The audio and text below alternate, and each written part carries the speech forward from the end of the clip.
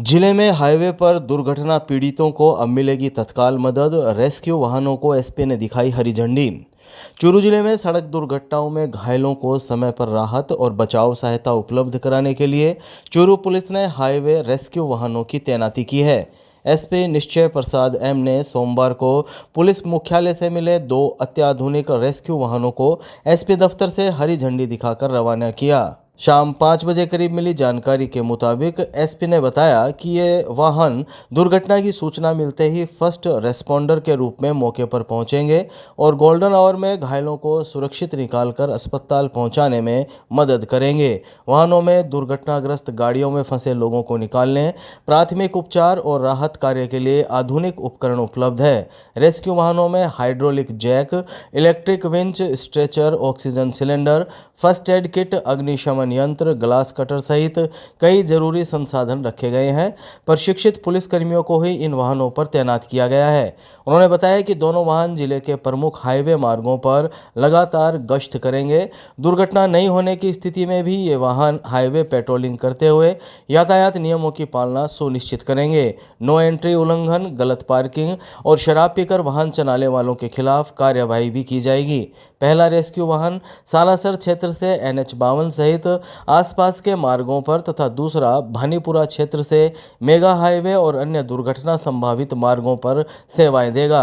SP ने इसे सड़क सुरक्षा को मजबूत करने की दिशा में अहम कदम बताया है। अभी चूरू जिले में राजस्थान पुलिस ने राजस्थान भर में फर्स्ट रिस्पॉन्डर के तौर पे रेस्क्यू व्हीकल्स पहुंचा है और चूरू जिले में भी 2 रेस्क्यू व्हीकल्स है और जिनको हमने आज शुभारंभ किया। और ये दोनों व्हीकल जो है, एक व्हीकल हमारे स्टेशन रहेगा सालासर से जो सुजानगढ़ जाने वाले हाईवे पे और दूसरा भानीपुरा से सरदार सर वाले हाईवे पे, क्योंकि इसमें सबसे ज़्यादा एक्सीडेंट्स होती है। और इसका मेन उद्देश्य ये है कि ये लोग रहेंगे फर्स्ट रिस्पॉन्डर्स, जो गोल्डन पीरियड बोलते हैं, जो 24 घंटे जब भी दुर्घटना होता है तो दुर्घटना होते ही जो इमीडिएट टाइम होता है जब उनको मदद की ज़रूरत है, तब ये लोग तुरंत पहुंचने के बाद इनके पास बहुत सारे सामान दे रखा है जो उनकी जान को रक्षा प्रदान कर सकते हैं वैसे। और इनको जो भी एक्सीडेंट पे जिस मौके पे जिस जगह पे वो उनकी गाड़ी फंसी हो सकती है, एक्सीडेंट जिनका हुआ है, तो उनको भी सुरक्षित तरीके से उनको बाहर निकाल सके, उनको रक्षा करके फर्स्ट एड करा के उनको अस्पताल पहुंचने तक सारे साजो सामान उनके पास उपलब्ध कराया गया है। उनको ट्रेनिंग भी दे रखा है PHQ स्तर पे और उसके साथ ही हमने हमारे लाइन में भी उनको सिविल डिफेंस अस्पताल के सिब्बंदी के साथ उनको ट्रेनिंग दे रखा है। ट्रेनिंग देने के बाद आज उनको यहाँ से रवाना कर दिया गया। महिला ASI ने पेश की ईमानदारी की मिसाल। कोर्ट परिसर में मिली नोटों की गड्डी एसपी को सौंपी। जहां आज के दौर में कई बार खाकी पर सवाल उठते रहते हैं, वहीं चूरू पुलिस की ASI सुमन ने अपनी ईमानदारी और कर्तव्य निष्ठा से पुलिस विभाग का मान बढ़ाया है। कोर्ट परिसर में सोमवार को ड्यूटी के दौरान मिली नोटों की गड्डी को उन्होंने बिना किसी लालच के सुरक्षित रखा और एसपी दफ्तर पहुंचकर एसपी निश्चय प्रसाद एम को इसकी जानकारी दी। ASI सुमन के इस ईमानदार कदम की जानकारी मिलने पर एसपी ने उनकी सराहना की। एसपी निश्चय प्रसाद एम ने ASI सुमन से हाथ मिलाकर ईमानदारी और कर्तव्य के प्रति निष्ठा के लिए शाबाशी दी और उनका हौसला बढ़ाया। सुबह 11 बजे करीब मिली जानकारी के मुताबिक एसपी ने कहा कि ASI ने ईमानदारी का परिचय दिया है। ऐसे कार्य आमजन में पुलिस के प्रति विश्वास बढ़ाते हैं। पुलिस का ध्येय वाक्य आमजन में विश्वास और अपराधियों में डर है। ASI सुमन ने बताया कि वह कोर्ट परिसर में अपनी ड्यूटी कर रही थी। इसी दौरान उनकी नज़र जमीन पर पड़ी नोटों की गड्डी पर गई। उन्होंने आसपास मौजूद लोगों से पूछताछ कर नोटों के मालिक की तलाश करने का प्रयास भी किया, लेकिन कोई जानकारी नहीं मिल सकी। इसके बाद सुमन ने कोतवाली CI सुखराम चोटिया को इसकी सूचना दी और एसपी दफ्तर पहुंची। कोतवाली पुलिस ने नोटों की गड्डी को सुरक्षित रख लिया है। पुलिस की ओर से अपील की गई है कि जिस भी व्यक्ति की ये राशि है वह अपनी पहचान और आवश्यक जानकारी के साथ कोतवाली थाना पहुंचकर संपर्क करें। आज मेरी कोर्ट परिसर में ड्यूटी थी, तो ड्यूटी के दौरान मैं इधर से राउंड ले रही थी, तो ये रोड पे मुझे है ना पैसे मिले हैं, तो ये अब मैं श्रीमान एसपी साहब के यहाँ दे दूंगी और जिसके भी होंगे वो आके प्राप्त करेंगे। वो ईमानदारी का ये मिसाल है और सुमन जी ने जो आज अपने कर्तव्य का पालना करते हुए उन्होंने बहुत ही बढ़िया तरीके से इनके पास जो पैसे मिले वो ईमानदारी के साथ आके यहाँ पे वो जो हमारा ध्येय वाक्य है कि आमजन की विश्वास और अपराधियों में डर, इसका जो मेन मुद्दा हम लोग हमेशा बोलते रहते हैं, उस चीज़ का इन्होंने यहाँ दर्शाया है। तो जिनका भी पैसा है वो आके हमारे चुरू कोतवाली थाने में आके पता कर लें और बताएं, उसके हिसाब से हम दे देंगे। ओम कॉलोनी के युवक का फोन हैक कर की गई साइबर ठगी, सदर पुलिस ने 50,000 रुपये करवाए रिफंड। चूरू के सदर थाना क्षेत्र के व्यक्ति से साइबर ठगों द्वारा फोन हैक कर की गई 1 लाख रुपए की ठगी के मामले में चूरू पुलिस ने राहत दिलाते हुए पीड़ित के खाते में 50,000 रुपये रिफंड करवाए हैं। एसपी निश्चय प्रसाद एम के निर्देशन में साइबर अपराधों पर अंकुश लगाने के लिए चलाए जा रहे अभियान के तहत सदर थाना पुलिस की साइबर टीम के अनिल कुमार ने यह कार्यवाही की।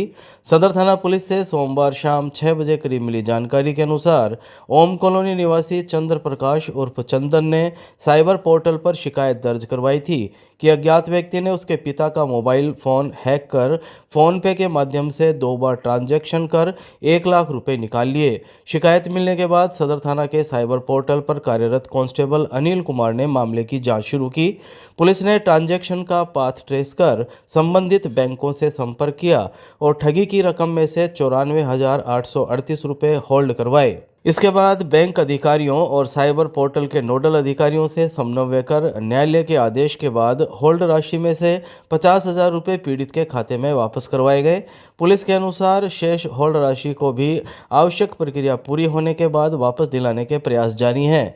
पीड़ित ने पुलिस थाना सदर और साइबर टीम का आभार जताया।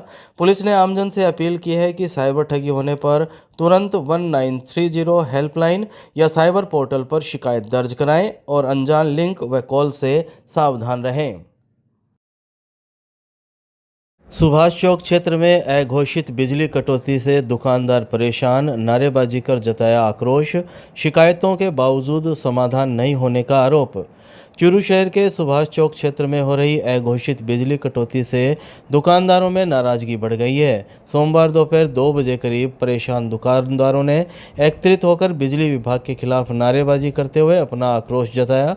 दुकानदारों का कहना है कि भीषण गर्मी के मौसम में बार बार बिजली गुल होने से व्यापार प्रभावित हो रहा है और ग्राहकों को भी परेशानी का सामना करना पड़ रहा है। दुकानदारों ने बताया कि पिछले करीब 10-12 दिनों से क्षेत्र में बिजली आपूर्ति व्यवस्था ठीक नहीं चल रही है।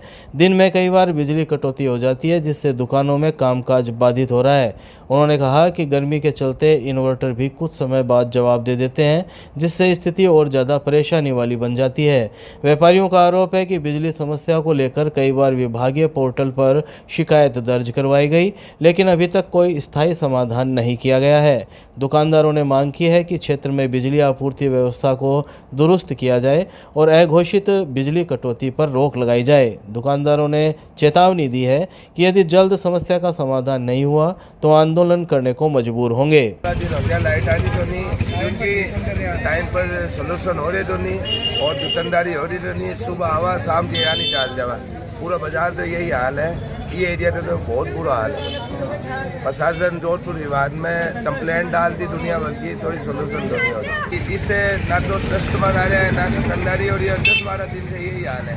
थोड़ी देर लाइट आ जाओ फिर बंद हो जाए। इन्वर्टर लगा रहा क्या बंदी तो भी दाम तो डाल दे, कोई भी बेहाल हो जाए। दुकानदारी तो बहुत बुरा हाल है भाई। एक तो मंदी बाढ़ है, दूसरा लाइट तो नहीं आ रही। लाइट बराबर आ रही नहीं है। कल 1 बजे गई थी, रात में दुकान बना कर गई थी, शाम तक आई को नहीं। और अब आज सुबह से लाइट को नहीं आ रही। अब बीच में आई 10-5 मिनट और फिर चली गई। रामगढ़ के पास 2 ट्रेलर की भिड़ंत में एक की मौत, शव रखवाया राजकीय भर्तिया अस्पताल की मोर्चरी में। चूरू के निकटवर्ती रामगढ़ क्षेत्र में सोमवार को सड़क हादसे में एक ट्रेलर ड्राइवर की मौत हो गई जबकि उसका साथी गंभीर घायल हो गया। हादसा पीवीसी पाउडर से भरे ट्रेलर की सामने से आ रहे दूसरे ट्रेलर से भिड़ंत के बाद हुआ। दोपहर 2 बजे करीब मिली जानकारी के अनुसार गुजरात के गांधीधाम से पीवीसी पाउडर भरकर हरियाणा जा रहे ट्रेलर में हरियाणा का 35 वर्षीय संदीप और 32 वर्षीय जसवीर सिंह सवार थे। तभी रामगढ़ के पास सामने से आ रहे एक अन्य ट्रेलर से उसकी भिड़ंत हो गई। हादसे में ड्राइवर संदीप और जसवीर दोनों गंभीर घायल हो गए। हाईवे से गुजर रहे लोगों ने दोनों को रामगढ़ के सरकारी अस्पताल पहुंचाया। हालत गंभीर होने पर दोनों को 108 एम्बुलेंस से चूरू के राजकीय भरतिया अस्पताल लाया गया। अस्पताल पहुंचने पर चिकित्सकों ने संदीप को मृत घोषित कर दिया। वहीं घायल जसवीर का प्राथमिक उपचार कर बीकानेर रेफर कर दिया गया। सूचना मिलने पर अस्पताल चौकी पुलिस मौके पर पहुंची और शव को मोर्चरी में रखवाया। पुलिस ने बताया कि परिजनों के पहुंचने के बाद रिपोर्ट दर्ज कर पोस्टमार्टम की कार्रवाई की जाएगी।